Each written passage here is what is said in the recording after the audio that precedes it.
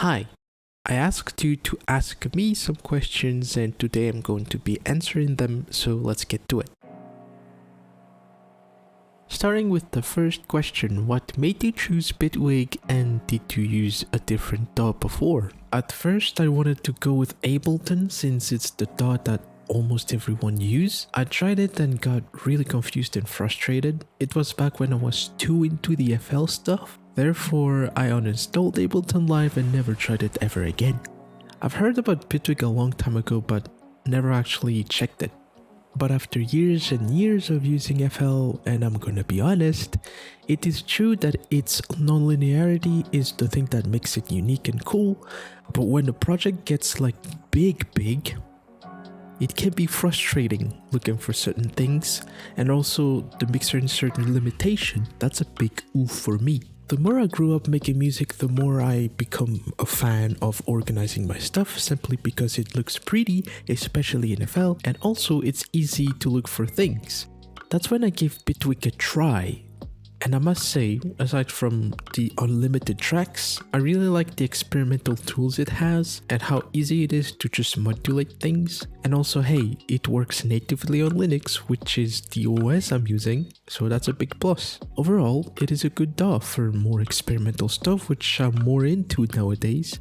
But I don't know, as much as I want to say good things about it, I know that there's no such thing as the perfect DAW. Every DAW has its strengths and weaknesses. That's why I still use FL for, well, FL stuff. Next question. It's an absurd question, but I wanted to know how far you can go for that talented guy. He's talking about Porter, by the way. Not as far as remaking some of his songs, I guess. At least that's how I feel for now. Why is Y called Y? What is up with the Sunday celebration? This has its reasons, of course. Back when I was a kid, every Easter they would broadcast Jesus' story every Sunday on TV. The whole death and resurrection business really felt strange for me again. I was a kid, so I really did not know how to feel about it. And even if it wasn't Easter, like, I would feel the same way every Sunday. Then ever since I grew up, a lot of bad things happen every Sunday for whatever reason, such as losing people ranging from family members to friends to someone important to your favorite pet. But also things like listening to new and exciting albums, touching grass, releasing the first part of adventures, watching anime. It feels to me that it's the end of something. It can be something good or bad, but even if it's something good, it doesn't feel wrong. That's how I feel about it now, at least. It is a special day for me, even though it might seem strange sometimes, so I might as well get comfy with it. New Year's resolutions. Probably taking more risks by putting myself out there, getting involved with various events, doing things that I don't usually do. If you could travel back in time and tell yourself from when you first started making music, anything, what would you say to yourself? Also purgar, he knows. Pay for courses so that you become more epic faster. Don't get me wrong, watching YouTube videos does help, but you have to be patient with it. It takes longer, but you can still get there.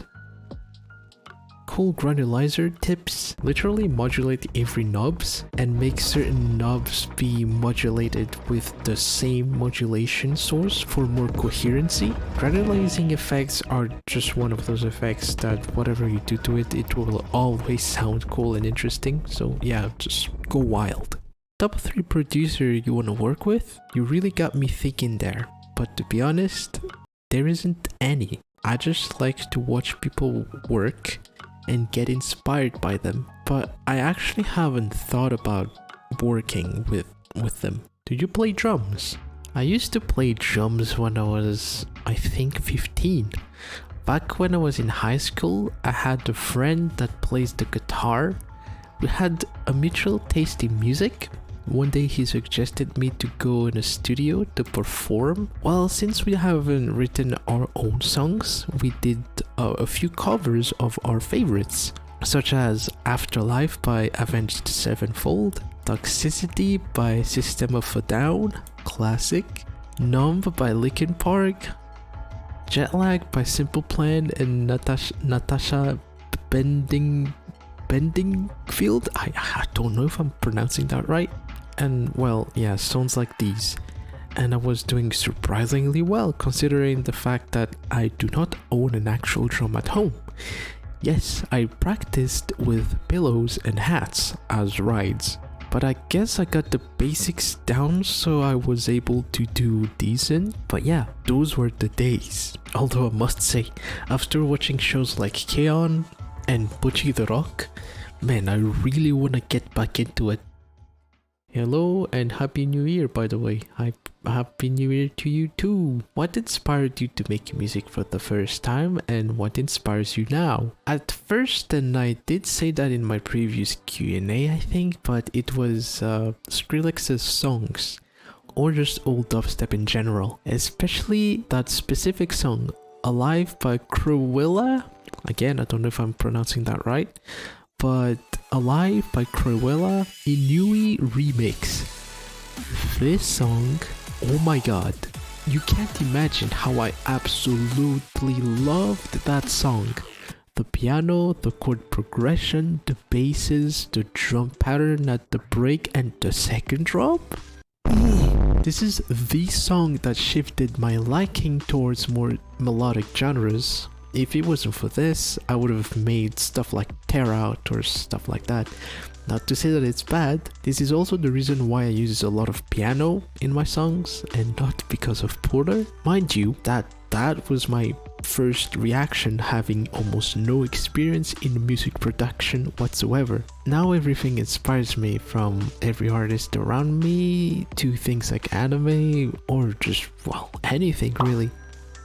There's this obvious theory about art that, well, humans' feelings can sometimes be hard to explain with words. Most of the time, art will do that job way better, and it will reach people in a way that's like way too deep, to a point where words aren't even needed anymore. With the tools that we are presented nowadays, you can truly do about anything to express anything. But yeah, that's like my biggest inspiration now. Do you sing? Honestly, I would love to, and I will at some point. I just need more practice. Ever since I listened to Nurture, I always wanted to incorporate my voice in my songs, and well, I did.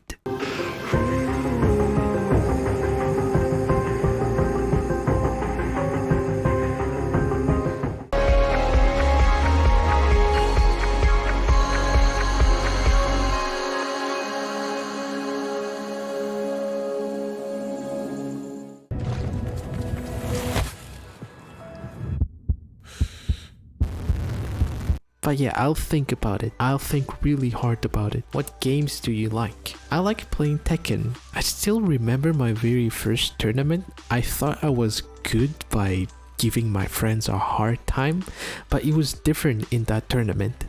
I got beat up so bad, like, after that I practiced my ass off. And well, ever since then, it's evolution non-stop.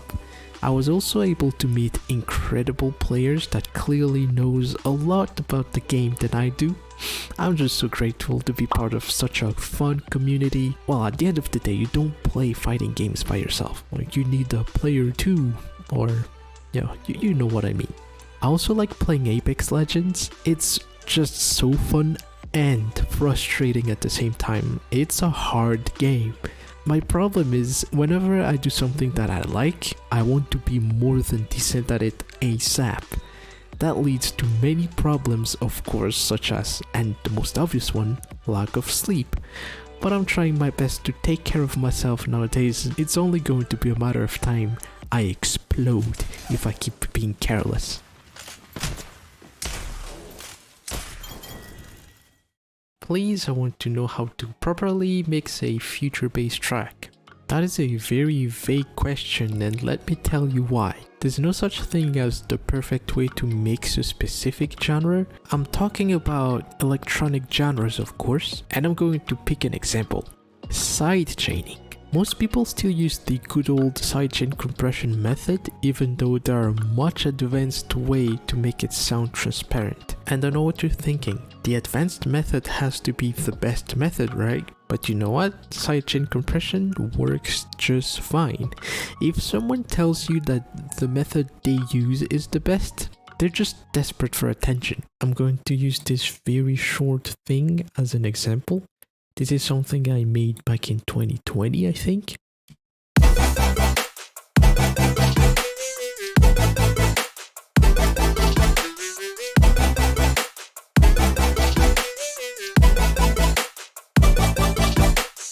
So like in future bass or just like supersaws, the best approach would be layering so that like it sounds more big and interesting. But in this case, I did some harmonic shenanigans. It's a supersaw, it's a simple supersaw, but like there's more happening to it. I did some unison action per voice processing on this. It's not just like a basic supersaw. And I've layered basically like a copy of it. So this is how the main sound sounds like.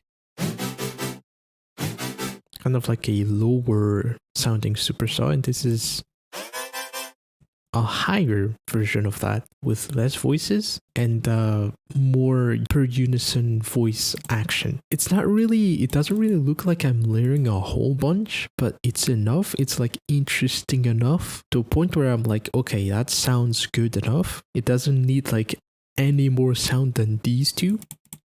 So, well, I kept it like that and it works pretty fine. And this is like a rule of thumb in mixing in general. If there's an element that isn't the sub bass, that doesn't need the low end deformation, get rid of it. Well, in this case, this doesn't have that much low end already. Like you can see in like the sub area right here, there's not a whole lot happening. And then just OTT. That's about it. And these guys, that's just a tiny square wave plug that doesn't have anything in post. And this lead is a very annoying sounding lead, but again doesn't have a lot of things in post. Same goes for this sub bass.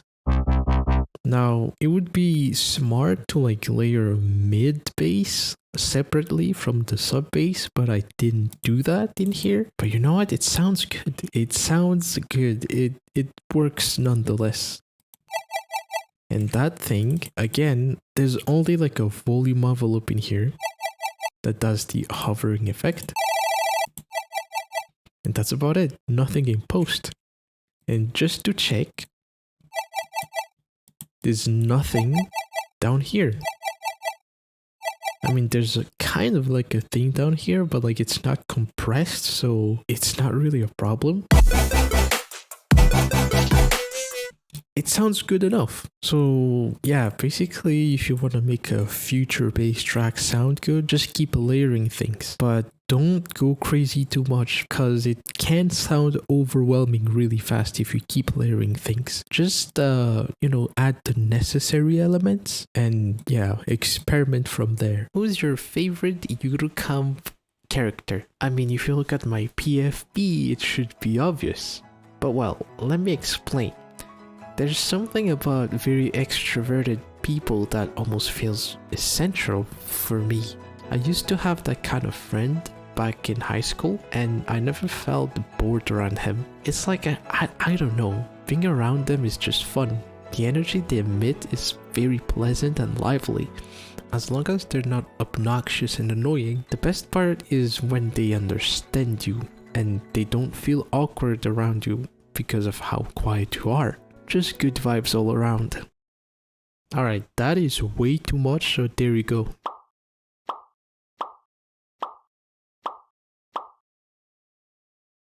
How are you doing? I'm doing pretty good. Still recovering from last year's awful lack of sleep. But other than that, I'm doing pretty good.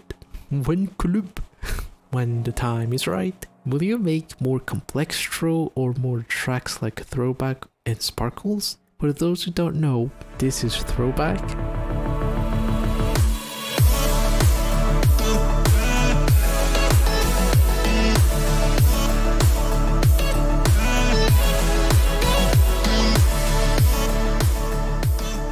This is Sparkles.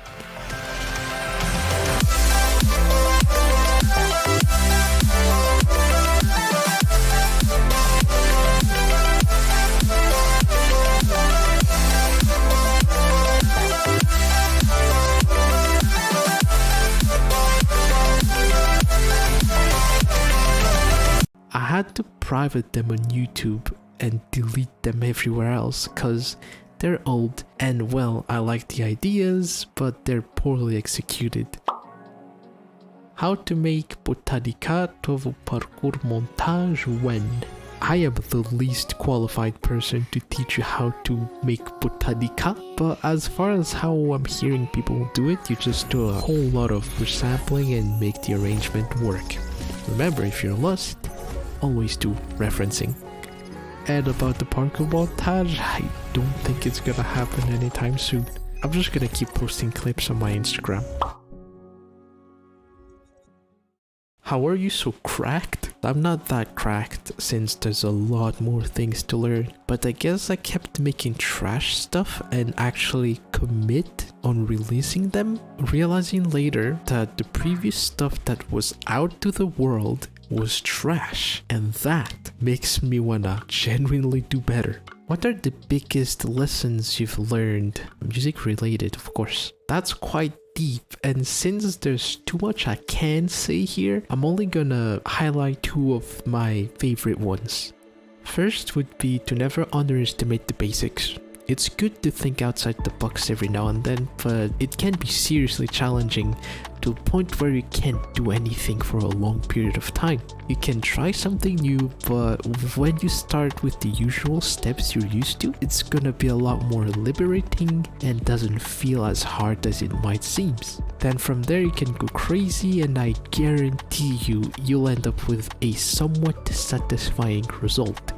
The second one is to not compare anyone that are genuinely trying to sound original with a famous artist, because I feel like when you've been working really hard to sound like the way you sound now, just to get comments like, oh, it has X artist vibes, or sounds like Y artist, or stuff like that, which is fine, you know, I take it as a compliment for the most part, but deep down, it kind of sucks.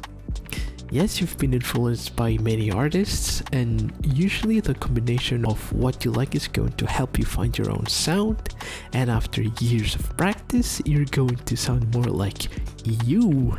And that's only if you're actually trying. So, you know, if it makes me feel slightly uncomfortable, then I'm not gonna make the others feel slightly uncomfortable. Advice for music producer about music: do a lot of referencing. It's totally fine to like copy a song's arrangement like completely. It's fine for just learning purposes, that is. And also stop relying on feedbacks. Yes, it is good to ask for help, but like imagine you're about to release that one song and you're like, maybe some part of it could be better. I'm gonna ask for someone for help. There's no such thing as done in art. Like, it's only considered done when you finally stop working on it, because you can keep tweaking for days, same as asking for help. People will keep telling you to do stuff, to adjust stuff based on their experience, and it's gonna keep happening even though the song is already good enough to be released. You know, you're gonna lose it at some point. That's why you should stop relying on feedback sometimes and just, you know, be like, that is done. I feel like it's done. And how do you feel like it's done? If you've done enough referencing, you will be able to tell whether if it's done or not. What do you do when you don't have anything to work on but you still want to make stuff? And what do you do if you feel burnout/writer's block? I just do sound design or Blender stuff. And when I'm really not feeling productive at all, I do things like organizing my sample folders, or in worst case scenario, just play games. And do I feel terrible about it? Of course, but you gotta think and admit that you're tired from being productive, so you can forgive yourself by playing some games, but not every time, of course. Alright, so I hope that was entertaining. Thank you very much for watching. and I'll see you next time. Bye!